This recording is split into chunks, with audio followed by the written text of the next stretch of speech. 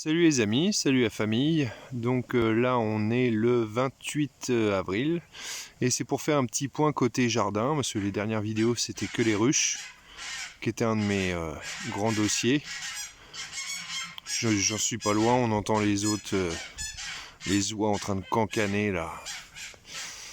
Là je vous montre la partie où je vais faire pas mal de choses. Donc dans les objectifs c'était d'installer une petite serre pour les tomates qui sont pas encore en place. C'est des plants que je vais acheter, hein, je vais pas m'embêter. Juste ici devant on a des oignons rouges qui sont beaux, qui se sont bien installés. Mieux ici que de l'autre côté du jardin. Tout à gauche j'ai des patates, au milieu le foin j'ai rien du tout. Là j'ai un petit peu d'orge. L'orge ce sera pour récolter et peut-être qu'un jour je ferai avec Michael, peut-être qu'on fera un brassage directement tout grain. Voilà.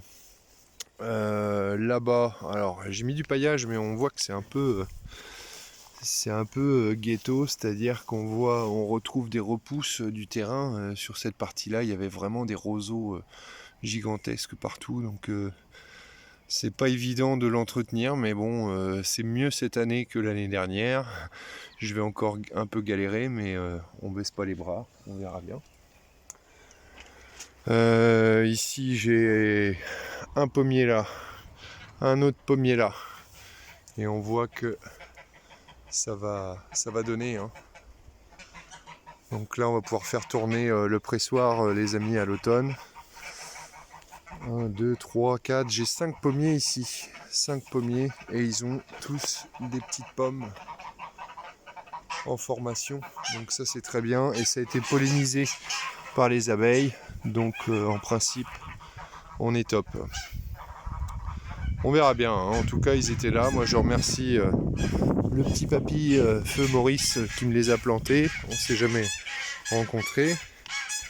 Des petits ajouts sur cette barrière, ça c'est quelques pieds de framboisier qu'une voisine m'a donné. Et ici tout le long j'ai plein de fraisiers qu'elle m'a donné également. Donc merci à Françoise pour tout ça. Et on voit qu'il y a déjà les premières fraises en formation. Donc là c'est un beau cadeau parce que ça va s'installer et ça va donner direct. Ensuite, qu'est-ce qu'il y a de nouveau? J'ai un petit nid à oiseaux, donc je l'ai mis là.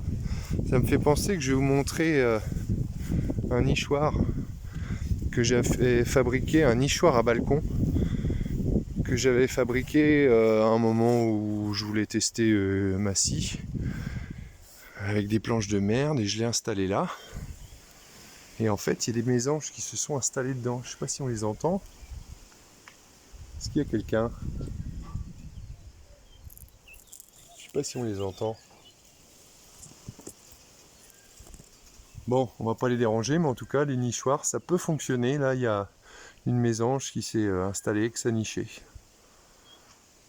Donc ça, c'est super. Ensuite, on va de l'autre côté du potager avec ma cuve que je prends surtout à l'arrosoir. Finalement, ici, j'ai essayé de connecter un tuyau directement, mais c'est trop lent pour aller vers le potager. Donc je peux quand même installer la pompe, j'ai un puits derrière le cabanon et ça me permet de remplir la cuve et de faire des petits arrosages à l'arrosoir plus facilement sans aller chercher dans le puits. Alors là à droite, ce qu'on voit là, c'est toujours une belle planche d'orge, hein, toujours pour de la bière. Au niveau des fraisiers, là il y en a des petits en formation et ceux-là sont un petit peu plus vieux. Et c'est la même chose, il y a des petites fraises en formation, donc là je vais veiller à ce qu'ils aient de l'eau régulièrement et puis ça va être pas mal. Ici, ils sont un petit peu plus avancés, j'ai une petite planche avec du BRF qu'il faudrait que je recharge à nouveau. Voilà pour ça. Ici, on a les patates qui commencent à sortir, donc directement sous foin, hein, un peu comme les oignons. Tel que c'est là, je me demande si je vais pas rajouter tout à l'heure une petite botte de foin en plus par-dessus. Comme ça va m'assurer un non désherbage. Là j'ai installé des artichauts. Et ce qui est assez marrant, c'est qu'en fait ils sont blindés de pucerons. Je sais pas si on voit bien. Il y a du puceron et des fourmis qui viennent s'installer. Donc je vais faire ma méthode habituelle, c'est-à-dire que je vais rien faire. Et on verra bien. Ma planche d'ail, eh ben, c'est toujours aussi prometteur. Ça c'est pas trop sali, donc ça c'est nickel. Ici c'est ma planche d'oignon. Là par contre, c'est pas terrible. C'est vraiment pas terrible. J'ai pris la même technique qu'à un autre endroit, mais ici ils se plaisent pas. Et d'ailleurs, maintenant que j'ai réfléchi, il n'y a pas grand chose qui se plaît ici, donc je sais pas. Si vous avez des idées sur ce qui peut empêcher les oignons, n'hésitez pas de me dire ce que vous en pensez.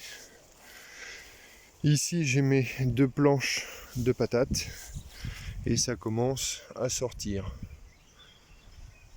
Donc là on va essayer de pas trop se faire envahir sur les côtés et ça va être à peu près le même tarif. Donc voilà pour là. Qu'est-ce qu'on a ici? On a un petit pêcher. Il n'y en a pas beaucoup, mais il y a quelques pêches en formation.